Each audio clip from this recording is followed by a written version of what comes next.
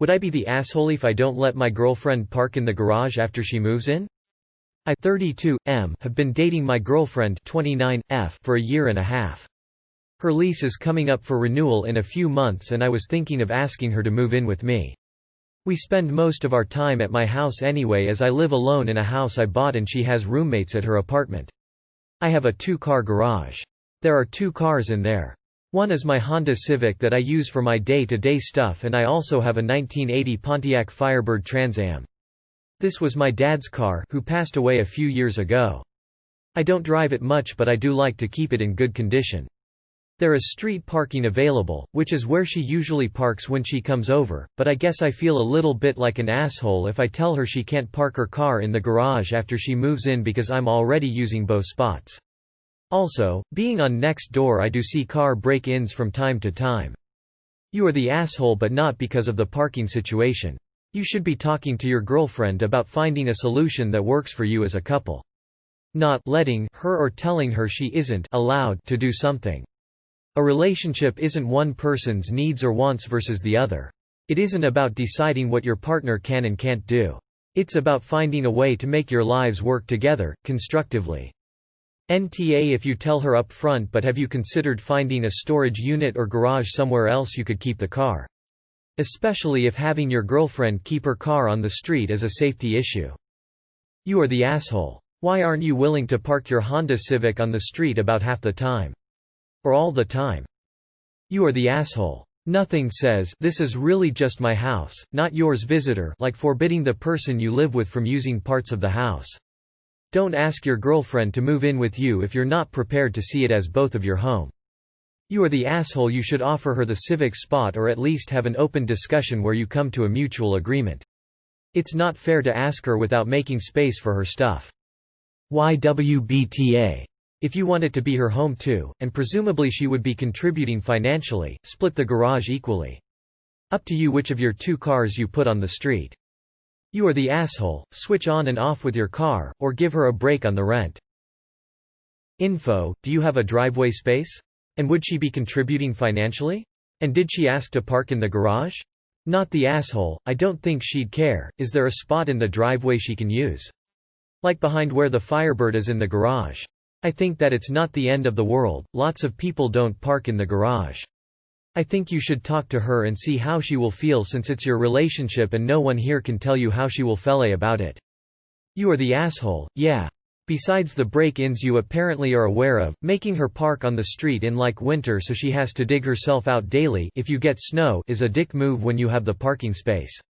If she's going to be paying half the rent, she deserves one of the parking spaces. Info: has she asked if she can park in the garage? If she doesn't mind, what's the issue? If she does, thought maybe consider splitting time in there between her car and your Civic. If you're going to charge her market rate rent, and that usually includes garage parking, then yes, WIBTA, and a crappy landlord. If you're not charging market rate, then be clear it's because it doesn't include garage parking. Of course, if you're in a snowy wasteland, you'll come to regret that decision when you're helping to shovel as a boyfriend and not a LL. Info: is there not a driveway? I know sometimes the garage is basically right on top of the road, and it's garage or street, but if there is a driveway, isn't that ideal? Also, are you planning on saying you can't park in the garage, or are you planning on having a conversation? Finally, if the relationship progressed, and you got married, meaning the is truly both of yours, ignoring communal property laws, what would the long-term plan be? You'd still have 3 cars and 2 spots. You're getting jumped on, but at the end of the day, the garage has been spoken for. That doesn't mean you have to keep both spots, but it doesn't mean you have to give it up either. Not the asshole. My dad had one of those and it was sick. I completely understand wanting to keep it in the garage. Can you switch off parking on the street with your Honda Civic and her car? You are the asshole. And you'd feel like even more of an asshole if she was rushed on the street, as women returning from the car to the house after dark are at more risk for being attacked. Find a better solution. You need to park your Honda on the street, asshole. Info: is she paying an equal amount of money to live there? Not the asshole. Every neighborhood has car break-ins. In mine, it's usually people that leave their cars unlocked, so debatable on the break-in part. If she doesn't have an issue parking on the street now, why should she when she moves in?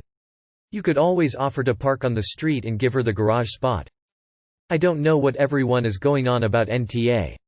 If she agrees to move in, she already knows your garage is taken up. The memento of your father's car is so sweet. My garage is taken up by my husband's dad's motorcycle and his mom's. No problem here. Info. If you live in a place with snowy winters, would you be open to a compromise where she gets the garage then and you street park and then she can street park in the summer? Is street parking in your area an "I can park in front of my house or real close by" suburb type of thing, or an "I have to spend 20 minutes finding a spot" thing? If it's the latter, definitely let her have the garage in the winter so she's not hiking home on dark streets alone every evening. YWB the asshole if you just said, "Hey, welcome home, now stay on the street." But I think if you talked to her and explained your reasoning, she may not mind continuing to park on the street. It's not an asshole move to ask and listen to what she has to say. If she moves in and pays rent, I think she is entitled to a spot in the garage. But you have to have a conversation with her about it, not just tell her how it's going to be. Not really a great way to start living with yourself significant other, even though it's your house. I think you are the asshole because you're trying to protect your car from break-ins, but apparently it's good enough for her car to be exposed to that? That's a dick move. Info. Is there a driveway? If you don't often drive the Pontiac, can she just park in the driveway in front of that half of the garage? That way you can still get your daily driver car in and out, and her car is off the street. To make it more fair, you could also switch off every week or every month, so that each person has a turn using that half of the garage. You are the asshole for not considering a compromise.